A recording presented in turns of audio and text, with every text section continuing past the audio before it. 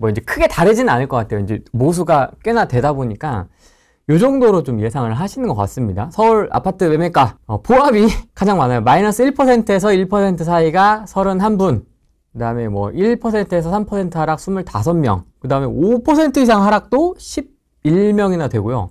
상승보다는 하락 내지 보합을 얘기하시는 분이 상반기니까 그쪽이 좀 더 많은 것 같습니다. 상저하고를 예상하시는 분들이 많으신 것 같죠, 아무래도. 그러면 지금 사야 되는 거 아닌가? 상저하고면 지금 안 좋을 때 사야 되는 거 아닌가 싶긴 한데, 그래서 내 집 마련 적기는 올 하반기가 41%로 좀 가장 많았다, 이걸 볼 수가 있고요. 새해 전반적인 주택시장 흐름 어떻게 예상하십니까? 부동산 전문가 50인 설문을 했네요. 하니까 상저하고가 44명, 그러니까 되게 묻어가기가 되게 좋을 것 같긴 해요. 그 다음에 하락이 22명, 그 다음에 이제 머니에스에서도 설문조사를 21명을 했습니다. 여기서는 이제 좀 너무 이걸 크게 잡았어요. 바운더리를. 구간을 너무 크게 잡아가지고 10% 이하 하락이 47.6%가 되고요. 그 다음에 10% 이하군요. 이하. 10% 이하 하락이 47.6%. 이거는 모수가 조금 작아요. 그죠? 그래서 대충 그냥 분위기만 뭐 요 정도로만 좀 보면 될 것 같습니다. 근데 이제 문제가 전국 주택 가격을 얘기했기 때문에 크게 의미가 있을까 싶긴 해요. 이제 중요한 건 좀 나눠서 봐야 되겠죠. 수도권 주택 가격 어떻게 보십니까? 42.9%가 보합. 여기도 비슷합니다. 그죠? 여기 상저하고와 보합. 그 다음에 10% 이하 하락이 요 정도. 그 다음에 10% 이상 하락이 4명 정도. 그 다음에 10% 이하 상승. 너무 구간을 넓게 잡은 것 같아요. 그죠? 너무 구간을 10%는 주택에서는 너무 좀 크게 잡은 것 같고 1%, 3%, 5% 이렇게 좀 구간을 끊어 잡아야 되는데 너무 크게 잡은 게 아닌가 싶기도 하고요. 부동산 투자는 6%밖에 없습니다. 6%. 네, 주식은 44% 정도 되는 것 같고요. 모르겠다는 뭐야, 모르겠다. 뭐 이런 상황인 것 같습니다. 이 인터뷰 조사 시점이 또 언제냐에 따라 다를 수 있는데 요거는 12월 30일자 기준이고요. 권대중 교수님은 서울 보합, 상저하고 아주 무난한 답변이죠. 네, 수도권 하락, 지방 하락, 전세가 상승 이렇게 보시고 계시고, 함 팀장님은 하락이네요. 그죠? 집값은 하락하고 전세가는 상승한다. 서진영 교수님은 서울은 보합, 수도권은 하락, 지방도 하락, 전세값은 상승. 김효선 위원님은 서울 약보합, 수도권 하락, 지방 하락, 전세값 상승. 그러니까 전세가 상승은 약간 베이스로 보고 계신 것 같아요. 이 네 분의 기준으로 보면. 그리고 주요 변수는 금리가 공통적으로 들어가 있죠. 금리와 대출 규제, 그다음에 선거 이런 것들이 국내 경제 상황이라고 하니까 뭐 이런 것들이 되는 것 같습니다. 그래서 총평은 고금리 기조 속에 주택 수요 관망세가 짙어질 거다. 그다음에 함 팀장님은 상반기까지는 시장 반등 제한적이다. 그러니까 상저하고 정도 보는 것 같고, 내년 하반기부터 집값 완만한 우상향. 그러니까 되게 무난한 답변들이시죠. 보니까 뭐 그냥 우리가 약간 가장 좀 중론으로 모아지는 느낌? 예, 그런 느낌들로 답변을 해주시는 것 같습니다. 송 소장님께서는 전국 보합, 서울 상승, 수도권 상승, 지방 하락. 오, 지방 하락도 있네요. 오, 좋아요. 그 다음에 권대중 교수님은 전국 하락, 서울 하락, 수도권 하락, 지방 하락. 그 다음에 박 위원님은 보합. 그 다음에 서 교수님은 상승, 하락. 함 팀장님은 여기는 또 이렇게 다 하락으로 되어 있네요. 그죠? 네, 또 하락으로 되어 있고, 그 다음에 박 대표님은 상승. 오, 또 좀 특이한 눈에 띄는 전망인 것 같습니다. 권대중 교수님, 빡세네요. 다 하락입니다. 올 하락. 다 떨어진다. 네, 이게 전망이신 것 같고요. 내년 집값은 전국 하락세에서 하반기 보합으로, 그 다음에 전국 상저하 보합 예상한다. 조금 더 보수적으로 보시고, 상반기보다는 하반기에 좋아지는 상저하하고, 네, 전국 하락세, 하반기 보합, 상저하하고 다 이렇게 좀 보시는 것 같고, 금리 인하 시그널 나올 시에 낙폭 둔화 보합 예상. 그 다음에 이제 박 대표님은 청약 쪽이 좀 주력이시니까 신생아 특례 대출도 언급을 해주신 것 같고요. 그 다음에 지방광역시 등 가격 상승이 예상된다. 이렇게 보신다고 합니다. 내년 양극화 흐름은 심화될 거다, 심화되지 않을 거다. 이건 뭐야, 이렇게 제각각이지? 심화될 거다, 개선이 어렵다, 심화되지 않을 거다, 심화될 거다, 지속될 거다, 심화될 거다, 이렇게 벌어질 거라고 이제 보는 거고요. 강남과 이제 하급지. 내년 분양시장은 분양시장 활발할 것, 주택가격 상승 예상, 그 다음에 PF 문제 등으로 물량 감소한다, 물량 감소한다, 물량 감소한다. 이제 거의 이런 느낌. 필요한 부동산 정책은 뭐 우리가 지금 뉴스에서 계속 보고 있는 것들, 네, 이런 이야기들을 해주고 계신 것 같습니다. 상반기 하락, 하반기 상승, 상저하고 전세 강세. 박합수 교수님, 뭐 조정 보합, 3, 4분기 소폭 상승, 상저하고 전세 강세. 이재국 교수님, 상하, 하상, 네, 전세 강세. 그다음에 최 대표님이 좀 특이해요. 눈에 딱 들어오죠. 매매 8% 내외 하락이, 8%면 어마어마한 거죠, 사실. 꽤나 떨어진다는 얘기고, 전세는 상반기에 상승폭이 일정 정도 좀 정리가 될 것 같다, 이렇게 보시는 것 같습니다. 되게 좀 눈에 들어오는.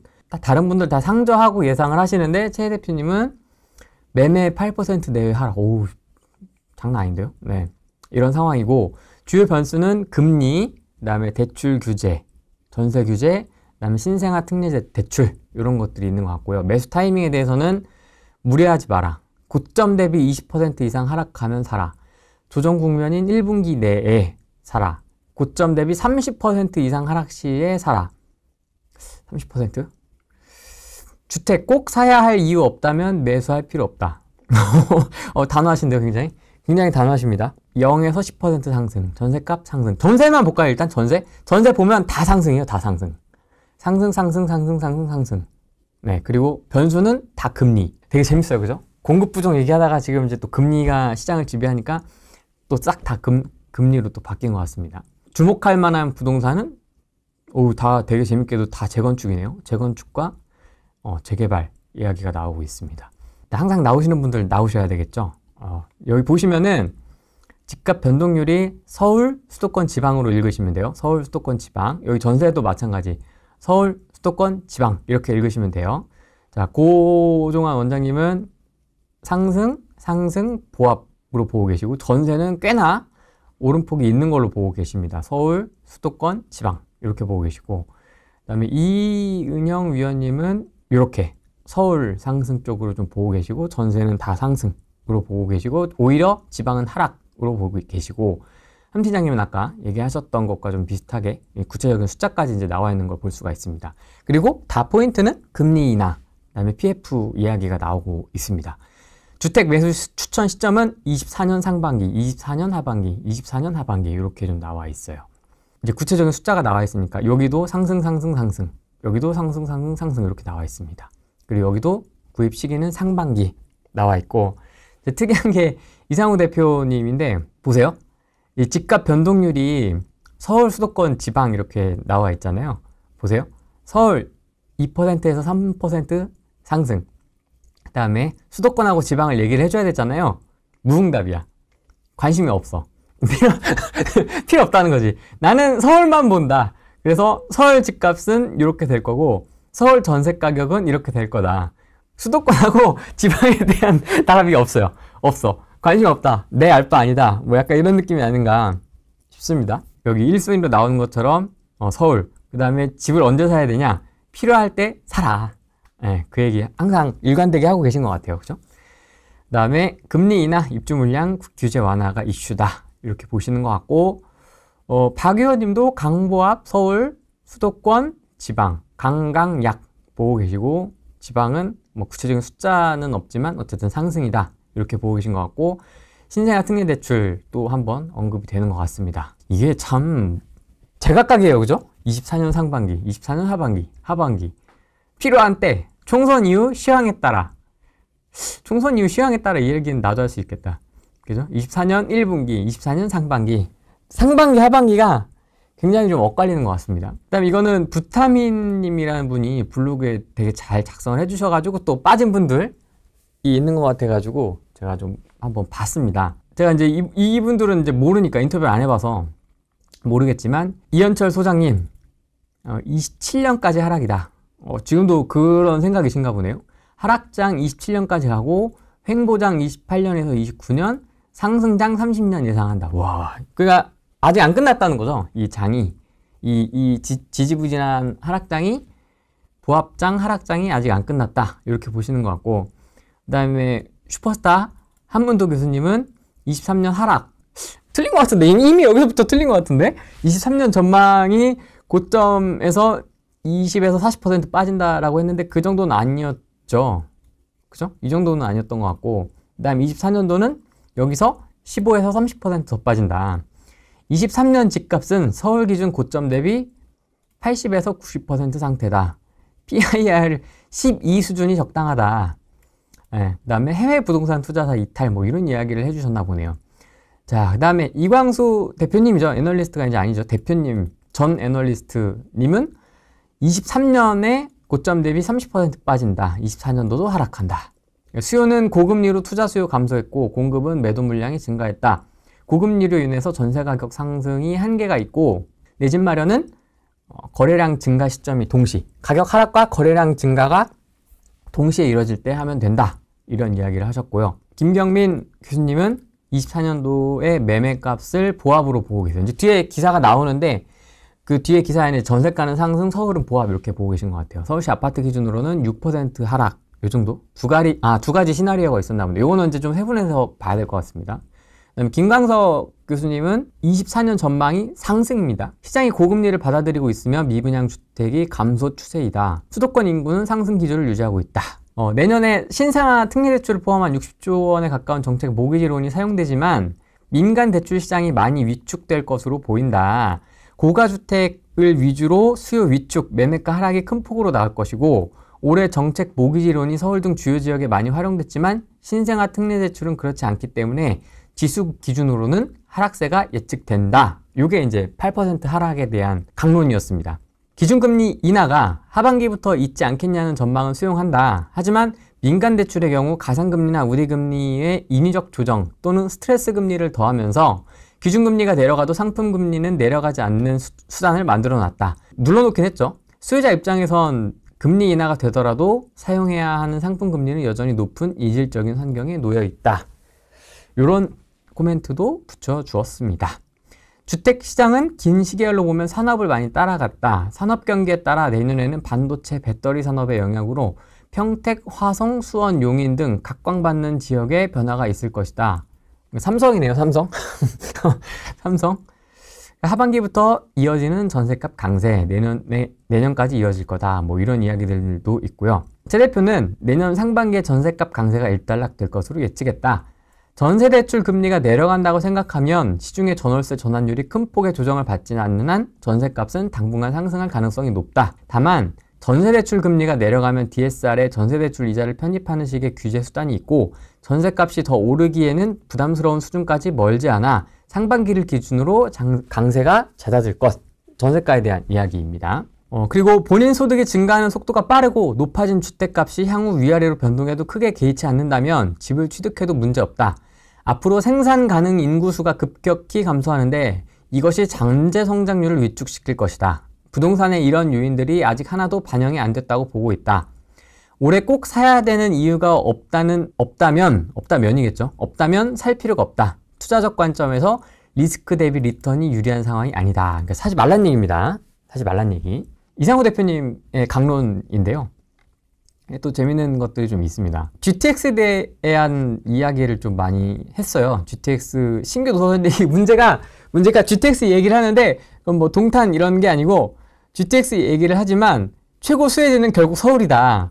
서울에 생기는 신규 GTX역 인근 부동산이 될 겁니다.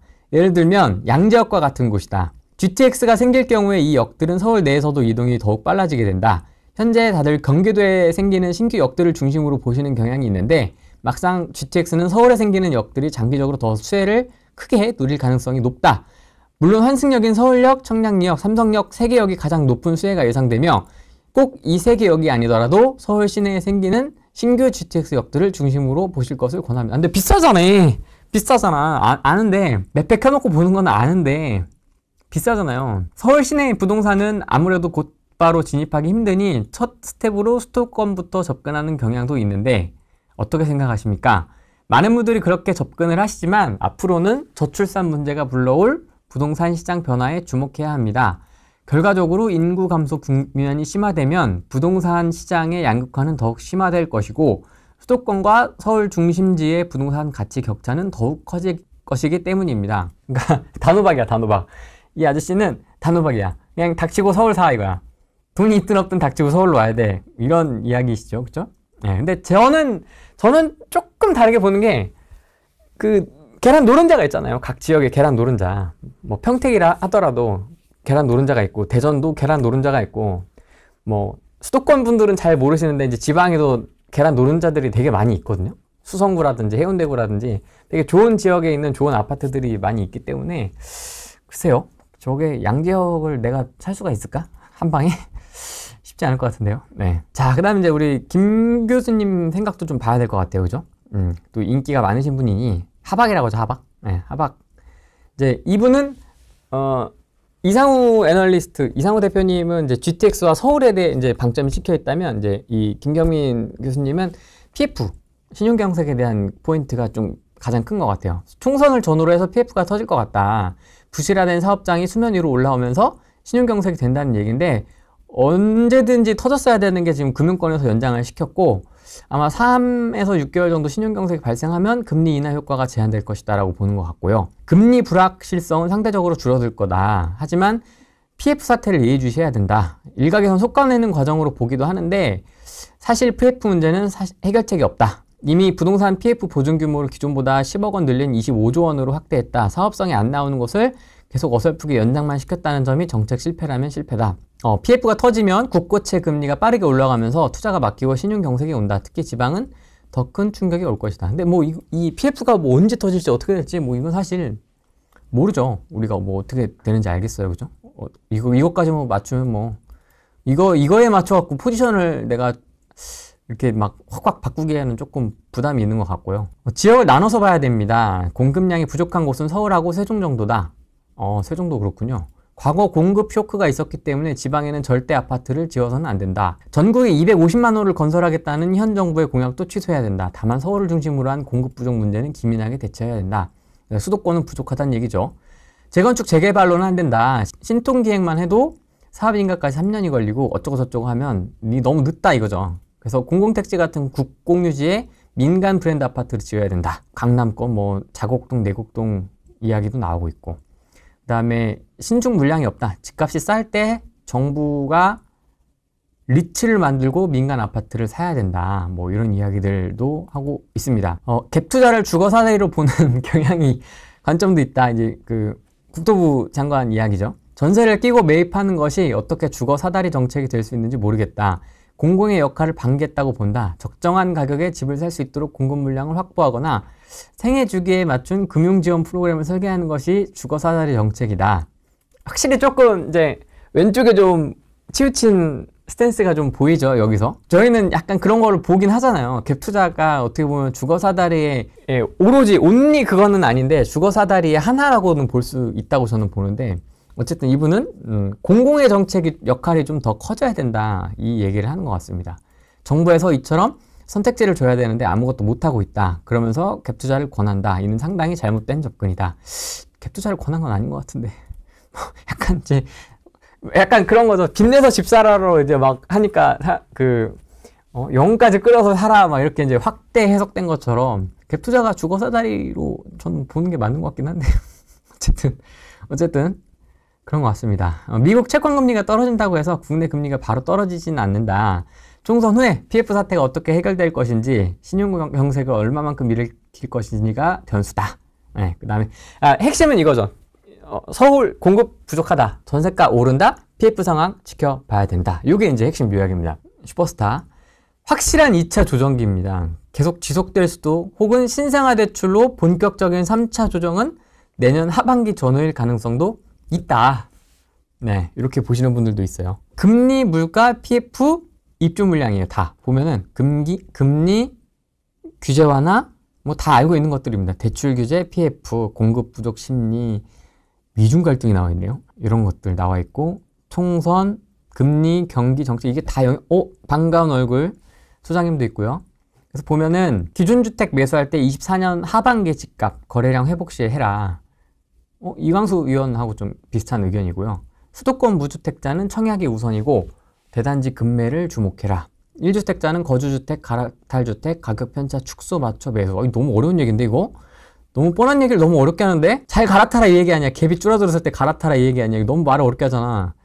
청약은 적정 시기, 24년도부터는 이제 좀 이렇게 착하게 살려고 이제 좀 공격 안 하려고 이제 좀 착하게. 흥분하면 안 돼, 이제. 착하게 살아야지. 이제 한 살 더 먹었는데. 상반기 급매물 매수 검토. 고점 대비 강남 등 인기 지역은 20에서 25%, 나머지 지역은 30% 싼 매물.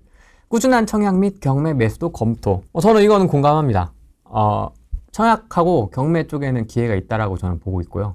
기준금리, 신생아 특례대출, PF, 금리 이런 것들이 나와 있습니다. 그다음에 무주택자는 청약과 분상제 지역 민영 청약 추천. 갈아타기는 선매도 후 매수. 상급지 저가 매물 위주. 말 하나만 한 얘기를 하고 있어요. 그죠?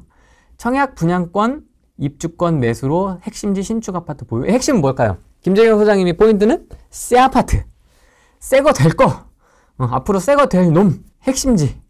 네, 핵심지 새 거 사라. 그 얘기인 것 같습니다. 사진이 그죠? 그 다음에 금리 전세시장 입주 물량 정책 뭐 이렇게 나와 있는 것 같고요. 무주택자는 본인 경제 여력 될 때 매수해라. 뭐 하나만 한 이야기 맨날 하고 있고요. 200석을 가져가면 어떻게 된다. 뭐 탄핵 얘기 나오고 막 그러던데 뭐 그 전까지는 아직은 눈에 띄는 제도가 없어요. 보면 그냥 잔잔합니다. 그쵸? 1월, 3월, 뭐, 우리가 뭐 관심이 있을 만한, 우리한테 뭐 영향이 미칠 만한 게 뭐 이거, 5월달 이거, 신생아 특별공급제도 신설 뭐 이 정도? 이거 말고는 뭐, 나머지 뭐 없죠. 뭐, 일기신도시 특별법? 이 정도? 이 밑에는 다 없어진 거고요. 일몰제니까. 뭐가 없죠? 특별히 뭐가 없어요. 그냥 뭐, 눈에 띄는 게 없습니다. 심심하죠? 장이 지금. 심심한 장입니다. 지방 사이클이 빠르고 지역마다 달라서 한마디로 언급하기 어려운데 다들 지방에 대한 제대로 된 이야기가 없네요. 맞습니다. 제가 얘기하고 싶은 게 이겁니다. 지방에 대한 이야기를 왜 안 할까요? 모르거든. 안 돌아다녀 봤거든. 모르거든. 자기 돈 내고 등기 안 쳐봤거든. 창원, 뭐, 대구, 수성구를 저처럼 뭐 카메라를 들고 돌아다녀 봤겠어요?